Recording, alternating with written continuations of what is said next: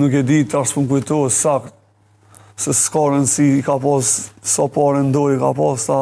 po zotin tha që meri qëto, tha bërtet edhe njerë që ashtu. Po ka normal që ka shumë, se dje që populli jonë është edhe pak me humor, kështu janë, do me thonë, kemi aftësi me bo humor, po më kujtohet një rast kur fillova në fillim, kem me një mrame nuk e di sakt ku, edhe e këndova një balat, edhe pjesën e fundit, do me thonë,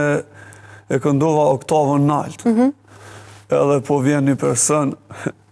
nuk e di, tash më kujtohet sakt,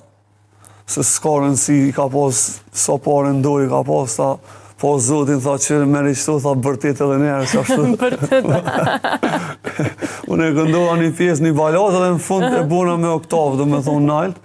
A herë tha, por zotin tha dhe njerë, tha bërtet që ashtu, tha se kejtë zemrën ma kalle. Kem kujtohet gjithmonë, sepse ka qenë edhe normal në fillim, po ka rase ndryshme, ku normal e shfrytëzoj rasin me i falenderu krejt ata që e pëlqejnë muzikën tonë, edhe në atë rast do me thonë e ka ndjeje qatë pjesë,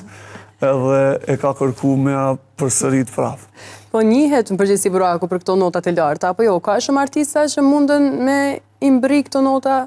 gjatë këndimit live, së pas teje? Po tash ajo është një dhunti që do me thonë është ngjyra e vokalit që ta diktën. Unë e dyqysh, po më dohet